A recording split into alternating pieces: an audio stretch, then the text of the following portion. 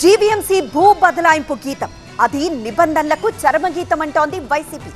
గీతం వర్సిటీకి 54 ఎకరాల భూమిని క్రమబద్ధీకరిస్తూ జీవీఎంసీ తీర్మానం చేసింది.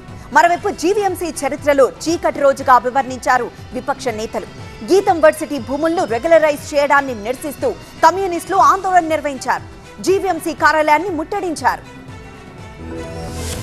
విపక్షాల ఆందోళనలు నిరసనల మధ్య గ్రేటర్ విశాఖ మున్సిపల్ కార్పొరేషన్ తాను అనుకున్న పని చేసింది. గీతం యూనివర్సిటీకి 54 ఎకరాల భూమిని క్రమబద్ధీకరిస్తూ తీర్మానం చేసింది. విపక్ష సభ్యుల ఆందోళనతో ఎలాంటి చర్చ లేకుండానే 15 అంశాలను ఆమోదించారు మేయర్. అంతకుముందు జీవీఎంసీ సమావేశంలో రసాభాస జరిగింది. గీతం వర్సిటీ భూములను ఎజెండా నుంచి తొలగించాలంటూ మేయర్ పోడియం దగ్గర వైసీపీ వామపక్ష సభ్యులు ఆందోళనకు దిగారు. దీంతో వారిని కూటమి సభ్యులు అడ్డుకునేందుకు యత్నించడంతో తోపులాట జరిగింది.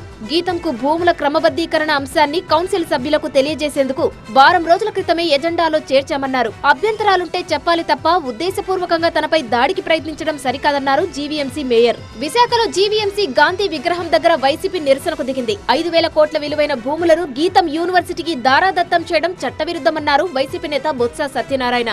చట్టాలను చేతితో తీసుకుని వాళ్ళు ఇష్టారాజ్యంగా ఇవాళ వచ్చి జీవీఎంసీలో మేయర్ కానీ కుటుంబ సంబంధించిన సభ్యులు కానీ అధికారులు కానీ వీళ్ళు ప్రవర్తించిన తీరు చాలా రాజ్యాంగబద్ధంగా రాజ్యాంగ విరుద్ధం. మరోవైపు కమ్యూనిస్టులు జీవీఎంసీ కార్యాలయాన్ని ముట్టడించారు. కబ్జా చేసిన భూములను రెగ్యులరైజ్ చేయడం తప్పు కాదని మాట్లాడుతున్న టీడీపీ నేతలు పేదలు కట్టుకున్న ఇళ్లను ఎందుకు రెగ్యులరైజ్ చేయడం లేదని ప్రశ్నించారు. ప్రజలకు ఉపయోగపడని భూములను విద్యా సంస్థకు ఇస్తే రాద్ధాంతం చేయడం తగదన్నారు టీడీపీ నేతలు. గీతం యూనివర్సిటీలో ఎప్పటి నుంచో ఉన్నటువంటి భూములు వాళ్ళ ఆధీనంలో ఉన్నాయి. 2014-19లో కూడా తెలుగుదేశం పార్టీ ఆ రోజు అధికారంలో ఉంది.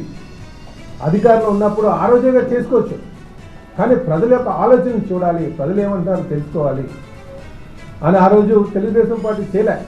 ఇప్పటి వరకు కూడా ఆ భూములు ఆ ఇన్స్టిట్యూషన్కి మాత్రమే ఉపయోగపడతాయి, ఇంకో వ్యక్తికి ఉపయోగపడవు, వాళ్ళకు ఉన్నటువంటి ల్యాండ్లో మధ్యలో ఉన్నాయి.